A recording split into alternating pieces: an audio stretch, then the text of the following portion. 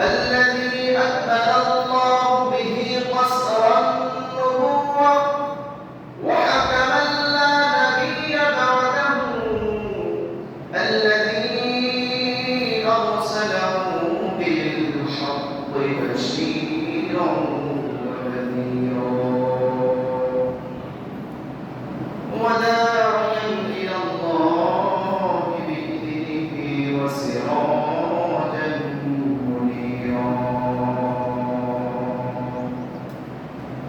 إن الله وملائكته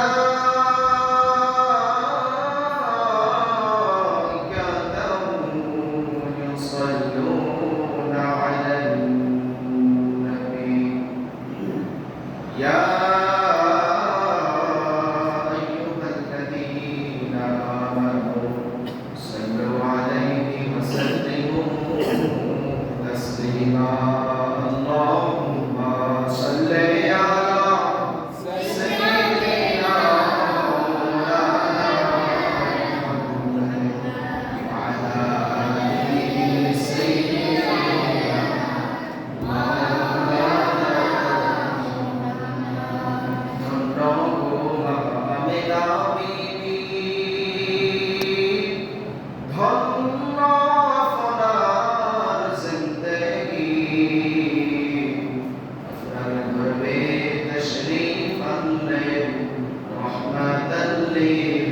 للعالمين اللهم صل على سيدنا مولانا محمد وعلى آله سيدنا مولانا محمد লাখো সালাম বর্ষিত হোক আপনার আমাদের রাসূল মুহাম্মদ সাল্লাল্লাহু আলাইহি ওয়াসাল্লাম সবাইকে হাজির আজকে আমরা এই জন্য প্রতিষ্ঠিত হয়েছি ওই জন্য মহান দরবারে খুশি নাকি বাজার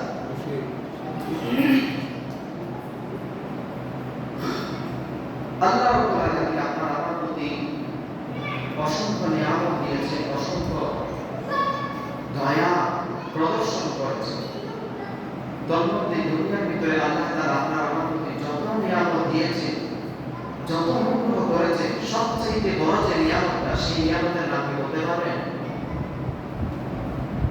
সবচেয়ে বড় যে নিয়ামতটা আপনার আমার জন্য আল্লাহ তাআলা দিয়েছে সেই নিয়ামতটা হচ্ছে আপনার আমার নবী মুহাম্মদ রাসূলুল্লাহ সেটা ঘোষণা কোরআনে আছে না নাই সূরা আম্বিয়া 107 নম্বর আয়াত আমরা আছে আমাদের পড়ে পড়ে এই আয়াতটা থাকে ওয়া মা আরসালনাকা ইল্লা রাহমাতাল লিল আলামিন আলামিন মানে কি বলতে পারেন আলামিন আল্লাহ রাব্বুল আলামিন আমরা বলি না আল্লাহ হচ্ছে রব্বুল আলামিন মানে গোটা জগতের জন্য রব গোটা জগতের জন্য রব মানে কি জগৎ বলতে কি বুঝি শুধুমাত্র বাংলাদেশ জগৎ মানে পাকিস্তান নাকি গোটা এশিয়া জগৎ মানে কি পৃথিবী জগৎ মানে কি আল্লাহ তাআলা সৃষ্টি জগতের ভিতরে যাহা আছে সবকিছুই নাম এই পৃথিবী আল্লাহ তাআলা সৃষ্টি করেছেন এই পৃথিবীর বাইরে কিছু নাই কথা বলে কি আছে সৌরজগৎ আছে সৌরজগতে কি আছে যারা সায়েন্স রেস্টুরেন্ট আছে বা বিজ্ঞান নিয়ে সাধারণ যারা গবেষণা করে সকলে জানে সৌরজগতের মধ্যে আছে 8টা গ্রহ শনি আছে বৃহস্পতি আছে ইউরেনাস আছে নেপচুন আছে আছে না আর সৌরজগতের সবচেয়ে বড় একটা সব কিছুকে কেন্দ্র করে যেটা ঘিরে আবর্তন করে রেখেছে তার নাম হচ্ছে সূর্য যেটাকে নক্ষত্র বলে তো নক্ষত্র সূর্য এটা কার সৃষ্টি বলে চাঁদ এটা কার সৃষ্টি বলে চাঁদ কি পৃথিবীর বাইরে নাকি ভিতরে পৃথিবীর বাইরে পৃথিবীর একটা উপগ্রহের নাম হচ্ছে চাঁদ আর সৌরজগৎ এটা হচ্ছে জগতের ভিতরে নক্ষত্র সৌরজগৎ এই শব্দটা ব্যবহৃত হয় কি পৃথিবীর ভিতরের জন্য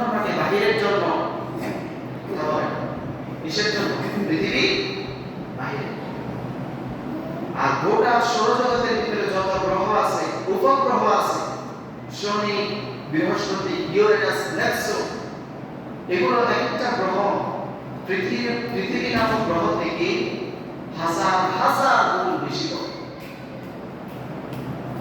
আর পৃথিবীটা হচ্ছে এই যত বড় বড় গ্রহ আছে তার মধ্যে তুলনামূলক একেবারে ক্ষুদ্র একটা অংশ।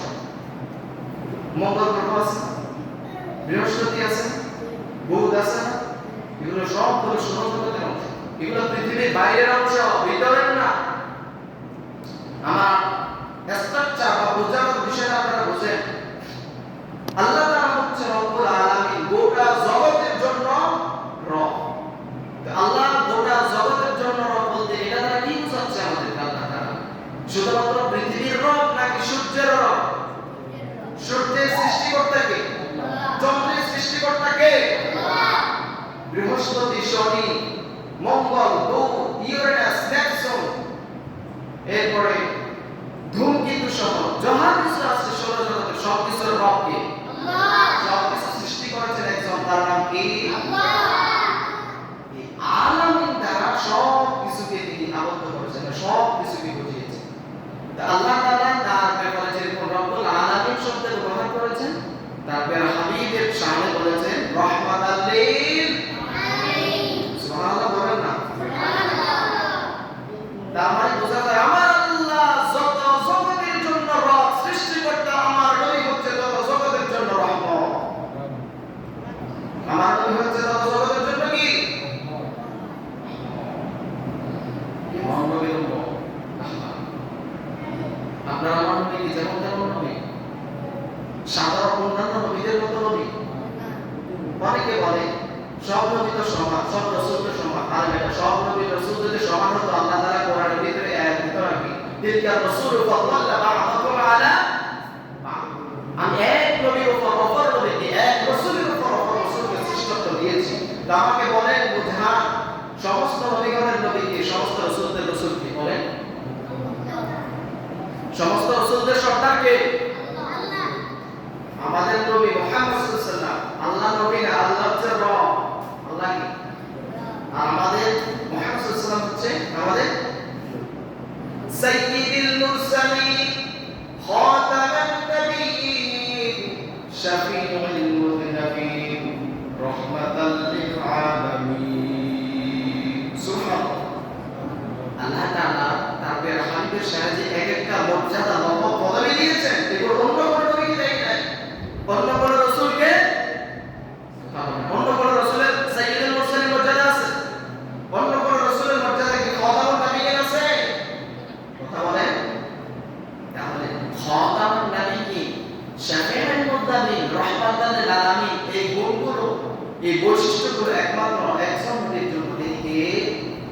মুহাম্মদুর রাসূলুল্লাহ সাল্লাল্লাহু আলাইহি ওয়াসাল্লাম। সেই নবী এসেছেন এই মাসে।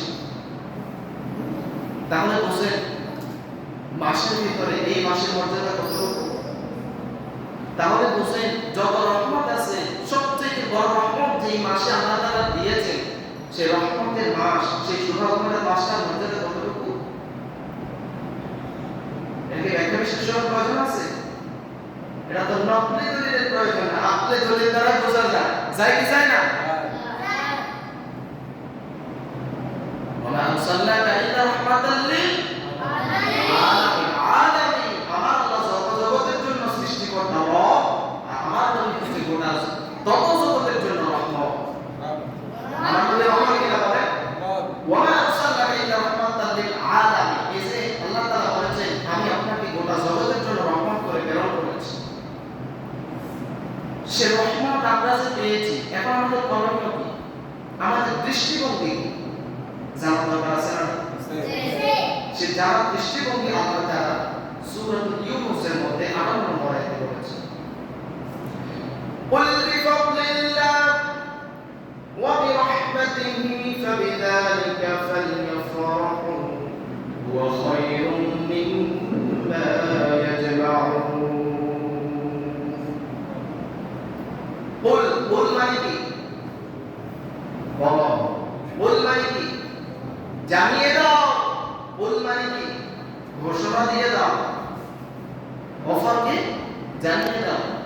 আল্লাহ তাআলা তার হাবিবকে বলছেন আপনি বলে দিন বিফাদলিল্লাহ বল বিফাদলিল্লাহি ওয়া বিরহমাতিহি আল্লাহ তাআলার ফজল এবং রহমত প্রাপ্তিতে মুমিনরা যেন ফারিহু করে কি করে ফারিহু ফারাহা ইয়াফরাহু ফারহাতান ফাহুয়া মাফরুহু ফারাহা মানে কি ফারাহা মানে কি খুশি ফারাহা মানে কি খুশি এই ঈদ মানে খুশি এটার মুফরাদ শব্দ নাই না আল্লাহ তাআলা এখানে বলছেন ফারিহু করো মানে খুশি উদযাপন করো সুবহানাল্লাহ বলেন না সুবহানাল্লাহ কুল বিফাদলিল্লাহ ওয়া বিরহমাতিহি ফাবিযালিকা ফালইফরাহু হুয়া খায়রুম মিম্মা ইয়াজমাউন আর খুশি উদযাপন করাটা তোমাদের জন্য যত রকমের কাজ আছে দুনিয়াবি সব কাজ থেকে খায়র উত্তম فبذلك فليفرحوا وخير مما يجمعون সুবহানাল্লাহ এখানে আল্লাহ তাআলা যে বলেছেন ফজল এবং রহমত তাহলে এখানে আল্লাহ তাআলা ফজল আর রহমত এই দুইটা শব্দ যে ব্যবহার করেছেন এই দুইটার মাধ্যমে খুশি উদযাপন করতে বলেছেন এখন এবার আসে প্রশ্ন জাগে ফজল মানে কি আর রহমত মানে কি প্রশ্ন জাগে না আল্লাহ তাআলা বলেন তোমরা আমার ফজল এবং রহমত প্রাপ্তিতে খুশি উদযাপন করো কি করো তা আল্লাহ যে বলেন ফজল আর রহমত প্রাপ্তিতে খুশি উদযাপন করো এখন ফজল মানে কি ফজল শব্দের অর্থ হচ্ছে অনুগ্রহ আল্লাহর অনুগ্রহ এবং রহমত তো বুঝেন আল্লাহর দয়া তো আল্লাহ তাআলা যে বান্দার প্রতি দয়া দিয়েছে অনুগ্রহ করেছে এজন্য খুশি উদযাপন করা হচ্ছে এখন ফজল আল্লাহর অনুগ্রহ আল্লাহর দয়া কি তা বোঝার দরকার আছে না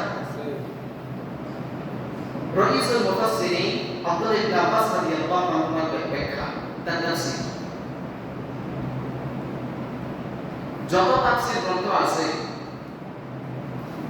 তাফসীরের ভিতরে শ্রেষ্ঠতম যে তাফসীরটা সে তাফসীরের নাম হচ্ছে তাফসীর ইবনে আব্বাস তাফসীর ইবনে কি আব্বাস তাফসীর কাবীর যেটা তাফসীর ইবনে আব্বাস তাফসীর ইবনে কাবীর যে তাফসীরটা এটা সবচেয়ে বড় তাফসীর মহৎ তাফসীর তবে কোন ব্যাপারে যদি এই তাফসীরের কোন ব্যাখ্যা সুস্পষ্টভাবে বোঝা না যায় তাহলে গ্রহণযোগ্য যে তাফসীরটা সেটা হচ্ছে আব্দুল্লাহ ইবনে আব্বাসের তাফসীর আব্দুল্লাহ ইবনে আব্বাস কে ছিলেন জানেন না আল্লাহ রাসূলের কি আব্দুল্লাহ ইবনে আব্বাস কে আল্লাহ রাসূলের চাচাতো ভাই আব্বাস ছিলেন চাচা আর আব্দুল্লাহ ছিলেন চাচাতো ভাই একদিক থেকে চাচাতো ভাই আরেক দিক থেকে তার উপাধি লকব ছিল রাইসুল মুফাসসিরিন মানে হচ্ছে সমস্ত মুফাসসিরদের সেরা সমস্ত মুফাসসিরদের নেতা যার তাফসীরের উপর আর কোনো তাফসীর হতে তিনি তার তাফসীর আব্বাসের মধ্যে এই আয়াতের ব্যাখ্যা স্পষ্টভাবে বলে দিয়েছেন আল্লাহ তাআলা যে বলেছেন ফজল এবং রহমত এই ফজল আল্লাহর অনুগ্রহ আর রহমত এটা দ্বারা আল্লাহ তাআলা সরাসরি মুহাম্মদ রাসূলুল্লাহ সাল্লাল্লাহু আলাইহি ওয়াসাল্লাম উদ্দেশ্য করেছেন সুবহানাল্লাহ সুবহানাল্লাহ আমরা অন্য আয়াতের দিকে আমরা খেয়াল করে সেটা স্পষ্ট নিতে পারি স্পষ্ট হয়ে যায় আমাদের যে আল্লাহ তাআলা দুনিয়াতে সবচেয়ে বড় যে রহমতটা সেটার নাম হচ্ছে আল্লাহ এর হাবিব মুহাম্মদ রাসূলুল্লাহ সাল্লাল্লাহু আলাইহি ওয়াসাল্লাম এজন্য আমাদের ঈদে মিলাদুন নবী যে পরিভাষাটা ঈদে মিলাদুন নবী অনেকেরা মানতে চান না আমার ভাইয়েরা আসলে সবাই সব দিক থেকে পড়াশোনা করার হয়তো সুযোগ হয় না বা যারা হয়তো বা পরিবেশটা মন মানসিকতা আসে না এটা শয়তানের কুমন্ত্রণার ওয়াসওয়াসার কারণে হতে পারে তবে যদি আলোচনার প্রেক্ষিতে হতো আলোচনা করা হতো তাহলে কিন্তু বিষয়টা বুঝে চলে আসে ঈদে মিলাদুন নবী ঈদ মানে কি বলেন ঈদ শব্দের অর্থ কি খুশি না ঈদ শব্দের অর্থ হচ্ছে আনন্দ ঈদ শব্দের অর্থ হচ্ছে খুশি আর মিলাদুন নবী হচ্ছে নবী জন্ম মিলাদ মানে হচ্ছে জন্ম আর নবী মানে হচ্ছে না এটা তো জানেন সবাই। ঈদে মিলাদুন নবী হচ্ছে নবীর শুভাগমন উপলক্ষে, নবীর জন্মদিন উপলক্ষে খুশি উদযাপন করা। এখন কেউ যদি ঈদে মিলাদুন নবী পরিভাষিক অর্থে কেউ যদি খুশি উদযাপন করে, তাহলে এই হুকুমটা তো সরাসরি আল্লাহর হুকুম পালন করা হয়তো হয় না। একটু আমি বললাম না ফারিও আল্লাহ তাআলার নির্দেশ, কথা বুঝেন নাই? ফারিও খুশি উদযাপনের কথা বলেছেন কে? আল্লাহ নির্দেশ পালনের জন্য তো ঈদে মিলাদুন নবী। এখন প্রশ্ন জাগে, হাদিসের ভিতরে যে ঈদ আছে আর শারঈগতভাবে তা তো দুই রকম ঈদের ভিতরে সীমাবদ্ধ। আমরা যে দুই ঈদে নামাজ পড়ি, যে দুই ঈদের শরীরে বিধিবিধান আছে, সেটা হচ্ছে ঈদুল ফিতর আর একটা হচ্ছে ঈদুল আযহা। এখন তৃতীয় আরেকটা ঈদে মিলাদুন নবী নামে ঈদ আমরা তো খুঁজে পাই। অনেকে আছেন এরকম প্রশ্ন করা মানুষ,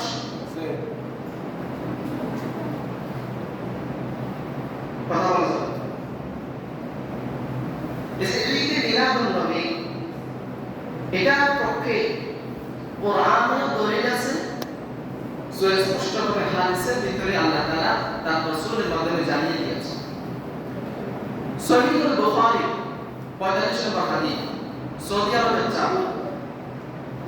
বুখারীর ভিতরে কি জাল হাদিস ঢোকার কোনো সম্ভাবনা আছে? বলেন। যেটা যত ধরনের আলেম আছে প্রত্যেকে যে হাদিসটাকে মান্য করে, প্রত্যেকে যে হাদিসটাকে মান্য সেটা হচ্ছে সহিহুল বুখারী। যেটা ইমাম বুখারী রাহিমাহুল্লাহ প্রত্যেকটা হাদিস বিশুদ্ধ সনদে বিশুদ্ধভাবে বর্ণনা করেছেন। এই সহিহুল বুখারীর 45 নম্বর হাদিসের মধ্যে এসেছে, জয়নিক ইয়াহুদি আমিরুল মুমিনিন ওমর ইবনে খাত্তাব রাদিয়াল্লাহু আনহু বলেন, ইয়া আমিরুল মুমিনিন, আপনাদের ইসলাম ধর্মের মধ্যে এমন একটি যে কোরআন নাযিল হয়েছে, এমন একটি কোরআনের আয়াত আছে, সেই আয়াতটা যদি আমাদের ইহুদি ধর্মে নাযিল হতো তাহলে আমরা সেই দিনকে ঈদ হিসেবে নির্ধারণ করে নিতাম। সেই দিন বা সেই আয়াতের উপলক্ষে আমরা নিজের খুশি ঈদ হিসেবে আমরা নির্ধারণ করে নিতাম। তখন ওমর ইবনে খাত্তাব রাদিয়াল্লাহু আনহু বলেন, সেই আয়াতটা কোনটা বলো? তখন সেই ইহুদি বলল, اليوم أكملت لكم دينكم وأتممت عليكم نعمتي ورضيت لكم الإسلام دينا। এই আয়াতটা তোমাদের ইসলাম ধর্মের ভিতরে কোরআনে নাযিল হয়েছে। এই আয়াতটা যদি আমাদের ইহুদি ধর্মে নাযিল হতো তাহলে আমরা এই দিনটাকে, যে দিন নাযিল হয়েছে সেই দিনটাকে আমরা ঈদের দিন হিসেবে ধরে নিতাম। তখন ওমর ইবনে খাত্তাব রাদিয়াল্লাহু আনহু বললেন, তুমি যে আয়াতের কথা বলছো সেই আয়াতটা নাযিল হয়েছে তখন নবী করিম সাল্লাল্লাহু আলাইহি ওয়াসাল্লাম আরাফাতের ময়দানে ছিলেন এবং সেই দিনটা ছিল পবিত্র জুমার দিন। আমিরুল মুমিনিন ওমর ইবনে খাত্তাব রাদিয়াল্লাহু আনহু ইহুদির যে ঈদ হিসেবে নির্ধারণ করে নিতেন, এই ব্যাপারে কোনো দ্বিমত পোষণ করেন না। তিনি ইহুদির কথা সমর্থন করে বলছেন, তুমি যদি ঈদ হিসেবে নির্ধারণ করে নিতে তাহলে এটা হতো, এতে কোনো সমস্যা ছিল? কথা বুঝতেছেন? কথা বুঝতেছেন নাকি ঘুমাচ্ছেন? প্রিয় ভাইরা, আজকে এই পবিত্র ঈদে মিলাদুন নবী সাল্লাল্লাহু আলাইহি মাস, পবিত্র রবিউল আউয়াল মাস, এই মাসটা হচ্ছে বছরের শ্রেষ্ঠতম একটা মাস। দুইটা কওল আছে বছরের মধ্যে শ্রেষ্ঠ মাস সম্পর্কে। কিছু কিছু মুফাসসিররা বলেছেন বছরের শ্রেষ্ঠ মাস হচ্ছে রমাদানের মাস। আবার কিছু কিছু মুফাসসিররা বিশুদ্ধ বর্ণনার মধ্যে বলেছেন বছরের শ্রেষ্ঠতম মর্যাদাপূর্ণ মাস হচ্ছে পবিত্র রবিউল আউয়াল মাস। কথা বলা বাচ্চারা পিছনে চলে যায়, এদেরকে পিছনে পড়ায়, পিছনে কথা।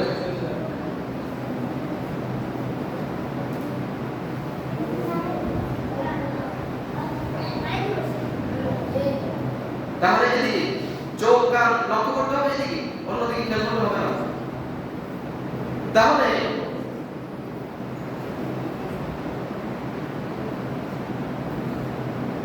আলোচনা ছিল কোথায়? ঈদে মিলাদুন নবী। এখন ঈদে মিলাদুন নবী বলতে আমরা আসলে কি বুঝি? জুমার ভিতরে সংক্ষিপ্ত আলোচনার ভিতরে এটা যদিও আলোচনা করে ব্যক্তি সম্ভব নয় সম্পূর্ণভাবে আলোচনা শেষ করা, কিন্তু সামান্য কিছু কথা বলবো হাদিসের ভিত্তিতে। এই যে ঈদে মিলাদুন নবী বলতে আমরা কতগুলো ইবাদতের সমষ্টি রূপ বুঝি। ঈদে মিলাদুন নবী আয়োজনের মধ্যে কি করা হয় আসলে? সেখানে পালন করা হয় প্রথমত কয়েকজন মানুষ মুসলমান জড়ো হয়। এই যে কথা বলছে না,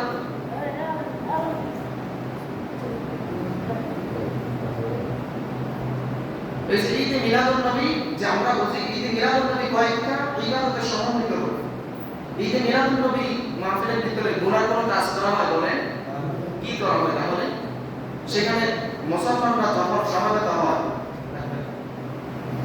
যখন কয়েকজন একসাথে সমবেত হওয়ার পরে কোরআনের কারীম থেকে কিছু গুরুত্বপূর্ণ মিলাদ শরীফ সম্পর্কে কিছু আয়াতে কারীম আছে, সেই আয়াতে কারীম পাঠ করা হয়। আচ্ছা বলেন তো, কোরআন তেলাওয়াত করা এটা সওয়াবের কাজ না গুনার কাজ? সওয়াব না গুনাহ? প্রতি হরফ কয় নাকি? একতলাপ তো নাই। মিলাদের মাহফিলের ভিতরে কি করা হয়? বিভিন্ন কসিদা পড়া হয় না? সে কসিদার গুনার ভিতরে নবীজির শান বর্ণনা করা, মর্যাদা বর্ণনা তুলে ধরার চেষ্টা করা হয়। আচ্ছা বলেন, নবীজির শানে নাতে রাসূল গাওয়া এটা সওয়াবের কাজ না গুনার কাজ? দলিল আছে না নাই? যুদ্ধের ময়দানে সাহাবীদের ভিতরে একজন সাহাবী ছিল, কাফিরদের বিরুদ্ধে মুসলমানদের ঈমানের জজবা দৃঢ়তা অর্জনের জন্য, ঈমানের জজবা তৈরির জন্য বিভিন্ন কবিতা রচনা করতেন। নবী সাল্লাল্লাহু আলাইহি ওয়াসাল্লাম তার প্রশংসা করেছেন। আর নবীজির শানে, নবীজির মর্যাদার্থে নবীজির সম্মান বর্ণনা করা এটা সওয়াবের কাজ না গুনার কাজ? আর মিলাদুন নবী মাহফিলের ভিতরে কিয়াম লিতাযীম করা, কিছু বর্ণনা করে কিয়াম করা। আচ্ছা বলেন, এখানে ইখতিলাফের কোনো বিষয় নেই। কিয়াম লিতাযীম নবীজির সম্মানার্থে দাঁড়ানো, এটা আল্লাহ রাসূল সাল্লাল্লাহু আলাইহি ওয়াসাল্লামের সহিহ হাদিস দ্বারা বর্ণিত। রাসূলুল্লাহ সাল্লাল্লাহু আলাইহি ওয়াসাল্লাম ইরশাদ করেছেন, এই হাদিসটা মিশকাতুল মাসাবির মধ্যে এসেছে, এই হাদিসটা সহিহ বুখারীর মধ্যে এসেছে, এই হাদিসটা সহিহ মুসলিমের মধ্যে এসেছে, মুত্তাফাকুন আলাইহি হাদিস। যে হাদিসের ব্যাপারে ইমাম বুখারী এবং মুসলিম রাহিমাহুল্লাহ ঐক্যমত পোষণ করেছেন তাকে বলা হয় মুত্তাফাকুন আলাইহি হাদিস। عن أبي هريرة رضي الله تعالى عنه قال كان رسول الله صلى الله عليه وسلم يحدث في المسجد فإذا قام قياما حتى نراه قد دخل بعد بيوت أزواجه. الله رسول صلى الله عليه وسلم বলে, জলিলুল কদর সাহাবী হযরত আবু হুরায়রা থেকে বর্ণিত হাদিস, আল্লাহ রাসূল সাল্লাল্লাহু আলাইহি ওয়াসাল্লাম যখন মুহাদ্দিসু ফিল মসজিদ, মসজিদে নববীর মধ্যে বসে সাহাবাদেরকে নিয়ে দিনে বিষয়ে আলোচনা করতেন। ফাইদা অতঃপর যখন কামা তিনি দাঁড়াতেন, কিয়ামা তখন আমরা সবাই দাঁড়িয়ে যেতাম। হাত্তা দাখালা বা'দা বুয়ুতি আজওয়াজিহি, এতক্ষণ পর্যন্ত আমরা দাঁড়িয়ে থাকতাম যতক্ষণ পর্যন্ত আমরা দেখতাম আল্লাহ রাসূল তার কোন এক বিবির ঘরে প্রবেশ করেছে। এই আমরা দাওয়াতি হাদিস দ্বারা সাবিত আছে না নাই? আবার বাবু সালামের যে অধ্যায়ের ভিতরে হাদিসগুলো বর্ণিত আছে, সালাম দেয়া, মানুষকে সম্মান করার যে একটা লেবাস তরিকা আছে, সবচেয়ে ভালো যে আদব কোনটা সেটা হচ্ছে দাঁড়িয়ে সম্মান প্রদর্শন করা। আপনার সামনে যখন আপনার সম্মানিত কোনো ব্যক্তি আসবে, আপনার থেকে উপরদস্ত কোনো লোক আসবে, তার সম্মানার্থে দাঁড়িয়ে সালাম দেবেন নাকি বসে সালাম দেবেন? দাঁড়িয়ে সালাম দিয়ে এটা হাদিস দ্বারা স্বীকৃত। হাদিসের মধ্যে এসেছে, عن أبي هريرة رضي الله عنه قال قال رسول الله صلى الله عليه وسلم يسلم الراكب على الماشي والماشي على القاعد والقريب على الكثير. সেটা অর্থ কি? উপবিষ্ট আরোহিত ব্যক্তি উপবিষ্ট ব্যক্তিকে সালাম দিবে, মানে দাঁড়ানো অবস্থায় যে ব্যক্তি দাঁড়িয়ে আছে সে ব্যক্তি বসা অবস্থায় বসা ব্যক্তিকে সালাম দিবে, আর আরোহী ব্যক্তি চলাচলকারী ব্যক্তিকে সালাম দিবে।